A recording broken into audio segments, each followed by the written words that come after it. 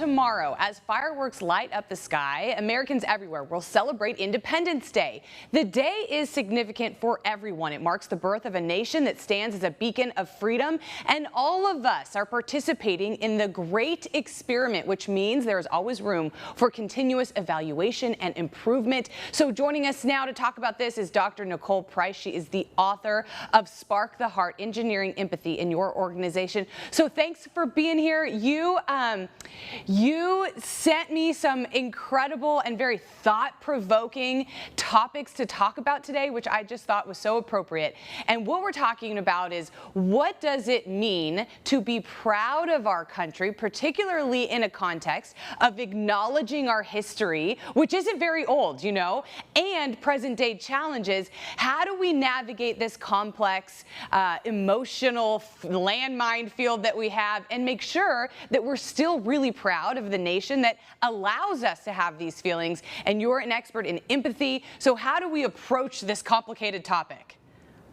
I'm so glad you asked that question. You know, part of the way we get stuck sometimes is we don't think about the definitions of words.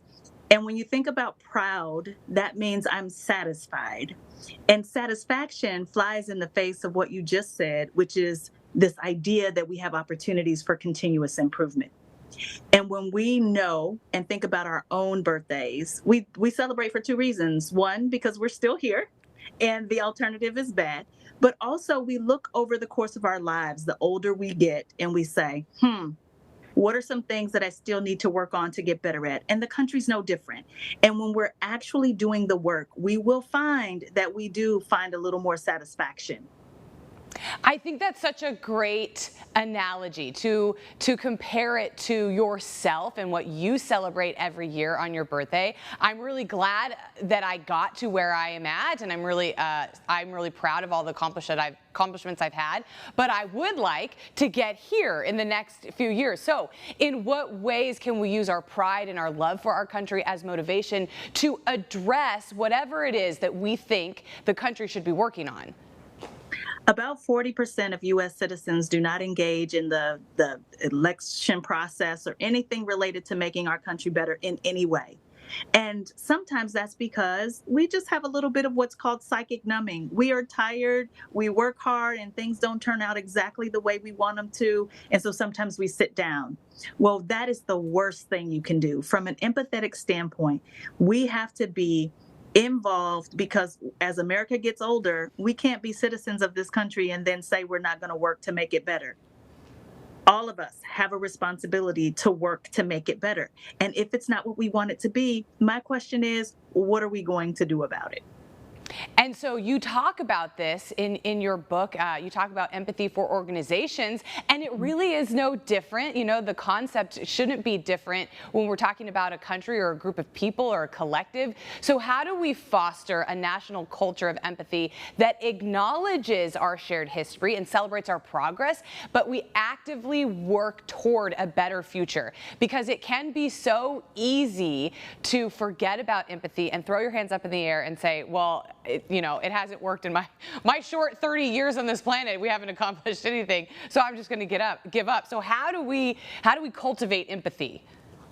I think we must know that empathy cannot sit on the foundation of ignorance. We have to understand and know who we are as a nation, how we got here, who's on the fringes of society, and think about how we can live up to what we said in our nation's founding documents. It's a really good kind of guidepost to let us know where we want to be.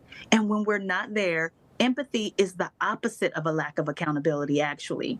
What is our accountability to make it better? And you can't do all things, but you can do something. Everyone can do something.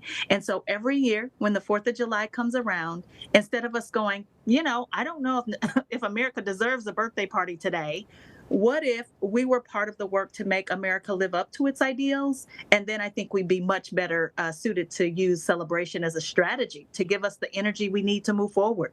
Yes, because it is perfectly acceptable to And I think for America, our history is so short and it happened just not that long ago. It is very easy to look back on that with this sort of veil of, like, how could you make those decisions? But in countries in Europe, their history is thousands of years old, and they are really able to accept their history, acknowledge what happened, but also be proud of their culture and proud of their heritage and proud of where they're going. So I think it's perfectly acceptable, and we should be encouraging people to be proud of where we're at, but also really excited and celebrate, where we could go. So this is kind of what you talk about in your book about empathy for organizations. If we, we've got somebody out there who has an organization, who has employees, and they want to facilitate this culture with their group of people. I mean, that's where the work starts, is in your own neighborhoods, in your own families. How can we get your book?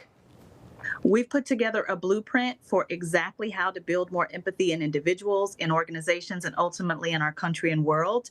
And they can go to drnicoleprice.com to pick up their copy, or they can get it on Amazon or Target or Bookreads or anywhere books are sold.